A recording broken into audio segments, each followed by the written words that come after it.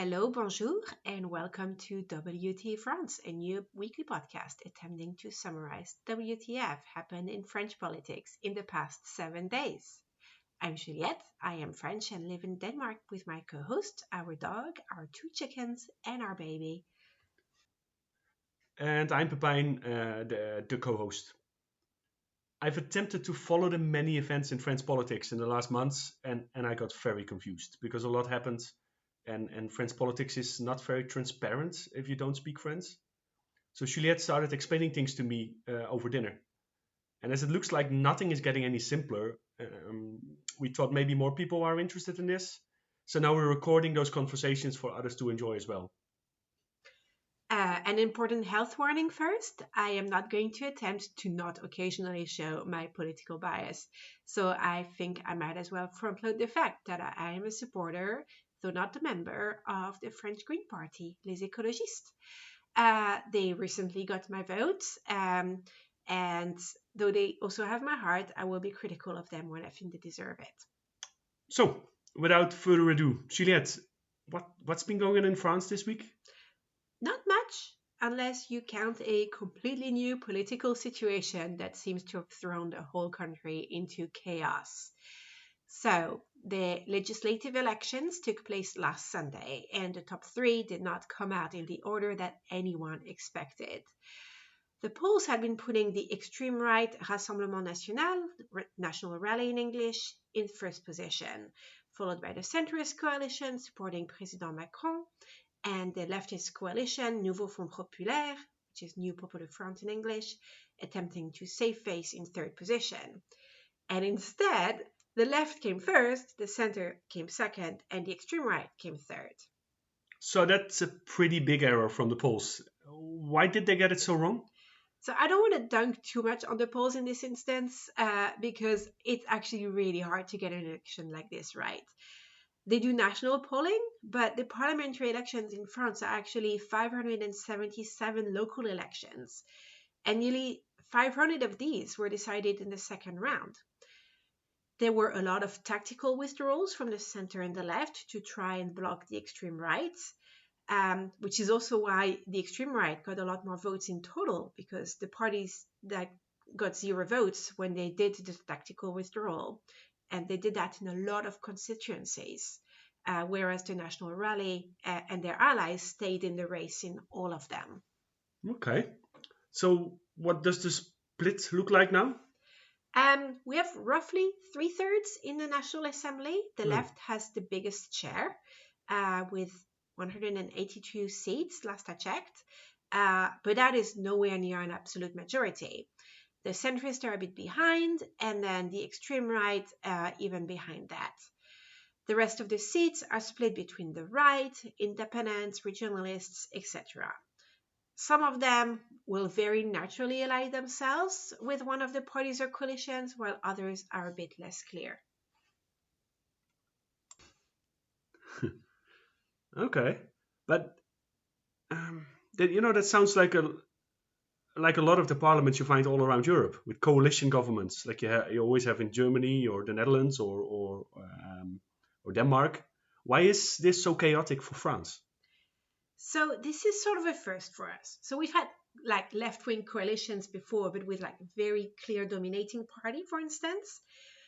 But mostly, usually the French parliament has a clear absolute majority, which then leads to an obvious name for prime minister and then a clear coalition for government. Or what we had more recently, a relative majority that is quite large, though not full, and aligns with the current president. Here what we have is that the left's lead doesn't give them enough power to govern without others, and it also doesn't align with the president. So to make this work, Macron needs to accept that he'll name a prime minister that he's not super happy with. So yeah, that's how it's done in many parliamentary democracies. You start with a prime minister, and then the prime minister figures out the government. Why isn't that happening in France? So there's 2 issues here. The first one is that the left created this coalition on very short notice. Like, as a reminder, this is a coalition that's made of a few parties: the Socialist Party, the French Communist Party, the Ecologists, and La France Insoumise. I think the BBC translates that to France Unbowed, but it just sounds weird. So I'll call them LFI, their acronym. Anyway, they have a very solid program that they agree on, but now they have to pick a single person to lead the government, and that's a lot harder, actually. The Socialists and LFI both seem to expect the Prime Minister to come from their ranks. The Socialists because they're a bit more in the center and they expect that they're more likely to find support for the program, and LFI because they're a bit ahead in the total amount of deputies. The Socialists, they're the party of former President Hollande, right? Yes, they are. Okay. And what about your favorite? My favorites, that's the Ecologists, and to be honest, like they're quite far behind the other two in total seats, and they've seemed to play more of a moderator role in the discussions. Like, for instance, their very first discussions to even create the coalition were held in their offices. And then also there's a few communist deputies to count on as well that also, there's not a lot of them, but they have a weight in the discussions. So everyone is sort of playing for the prime minister role. LFI has put forward 4 names for the job, including that of Mélenchon, who the other coalition leaders pretty much said was a non-starter, as he's a bit too divisive. So what is wrong with Mélenchon? Mélenchon. Jean-Luc Mélenchon. Oh, Jean-Luc Mélenchon from the Starship Enterprise. Yeah, except he does not really have the looks of a starship captain. That's a shame. Anyway, what's wrong with him? I think there's a lot of history here, too much to get into for a short podcast. But in summary, he's a very my way or the highway kind of guy, and he's not great at making allies of people who don't agree with him on like 99% of stuff. He is beloved by a few, but he's also really hated or disliked by so many others. And at this point, when you don't have a clear majority, it's not really a good moment to place someone in a role that would repel so much potential support. Now, there are a lot of other names leaking through the negotiations. Some people just leak their own names. I think that's a little bit of ego happening there, a lot of ego. There is the head of the Socialist Party, Olivier Faure. The Socialists are pushing for him. There's a name who came out of left field just last night, a woman called Juliette Belot, and I had to look her up on Wikipedia because I had not personally heard of her before. She is the president of the region of La Réunion. That's, for those who need a catch up on geography, a little island in the Indian Ocean, one of the French overseas territories. She's been in parliament for a long time, and she's got, like, it seems, a really good base of people who know her and think she could be a bit of a consensus figure. Okay. But who do you think should be the person put forward? So, as much as I wish it could be my absolute favorite Marine Tondelier and her awesome green jacket, she's the head of the Green Party. I don't think that's going to happen. If the left had a full majority, I do think it should be someone from LFI. But that's not where we are right now. And to have a government that holds, we're going to need someone a bit more consensual. We may well end up with someone like Juliette Belot, or someone else who's also like not super well known, like has a little bit less history with everyone in the media, just because it might be easier to find a consensus there. And once they have that consensus on the left, do you think, once they agree on a name, will Macron just accept that? Well, no. I don't think Macron will just accept anything. And I think that's where the real chaos is, the kind of situation that no one really knows how to navigate. There are many in the center and on the right who are opposing the left even getting to have the prime minister seat. So while in many European parliamentary democracies, the party or coalition coming first would get that precedence to attempt to build a government, they're trying to block that. Why? I think in general, it's because France really does not have a culture of political consensus. We tend to work in opposition. We don't try to find compromise. And that's on all parts of the political spectrum. That's how we end up with so many strikes and protests that we've become famous for. There really isn't a habit of trying to talk before striking. So now everyone, left, right, and center, is announcing who they refuse to work with instead of trying to figure out how they can work with each other. So the left doesn't want to work with the Macronists and the extreme right. The center says they refuse a government that includes LFE. The extreme right says they would by default impeach any government, including the ecologists and LFE. And then practically no one wants to work with the extreme right. It's not a good sign to find any kind of functional government. I think most of Europe is very much aware of the Yellow Jackets and how good France is at being in opposition. But it looks here like no one is really trying, even though a lot of these people are smart, elected people. I'll give you elected. Don't know about smart for all of them, but Fair point. a few people are trying. I think. Like, I want to be fair. Like, there are people who have realized that the math doesn't add up, and someone's gonna have to reach across the aisle, but they are drowning in the noise. I think there is just so much bad blood between the different factions, and they're all feeling like being the first to offer the compromise will be political suicide.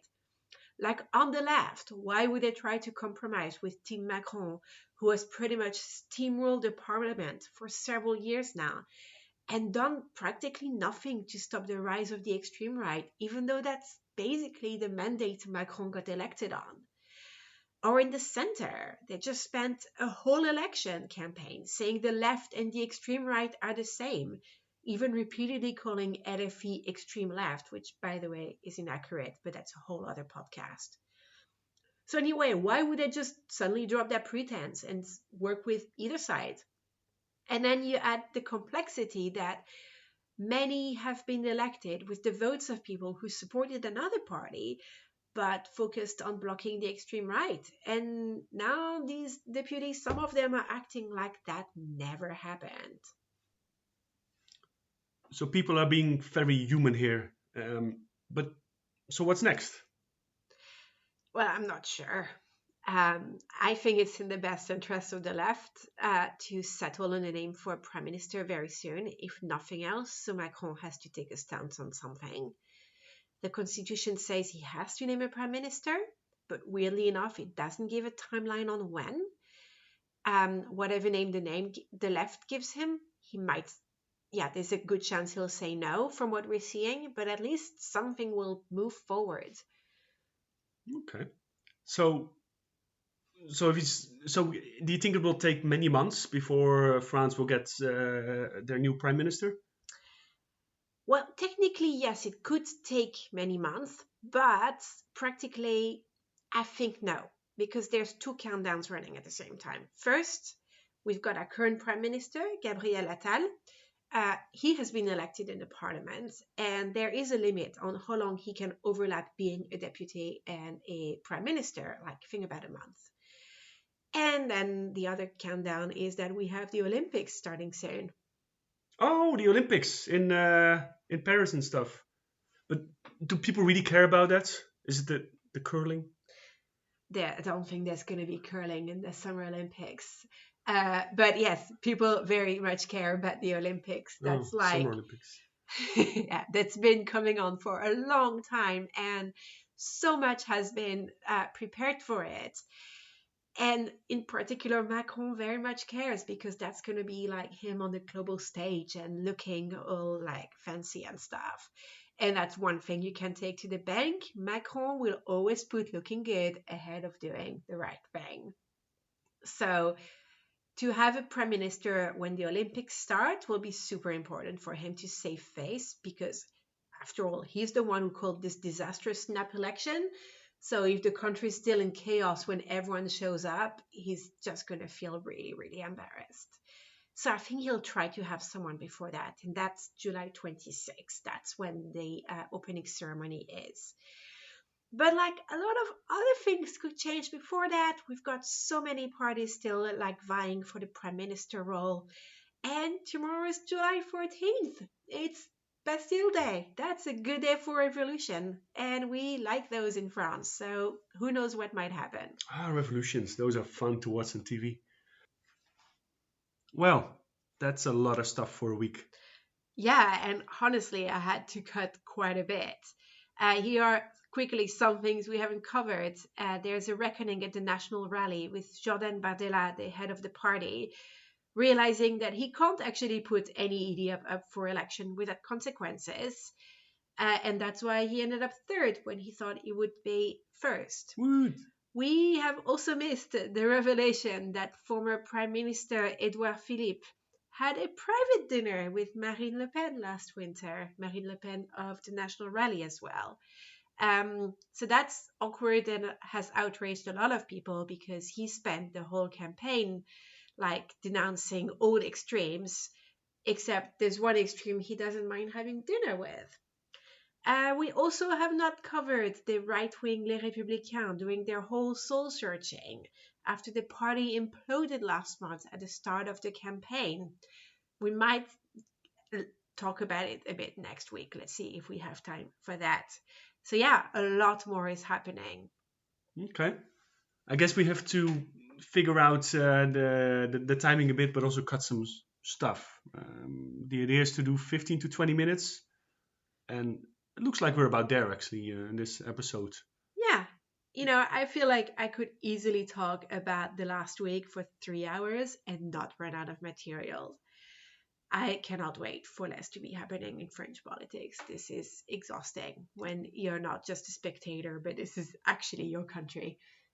As a spectator, it is probably more fun than curling. And I'm sure plenty will happen in the next 7 days again. So that's when we do the next recording. And that's, I guess, when our listeners, if there is any, will hear from us next. Bye-bye. Au revoir, à la semaine prochaine.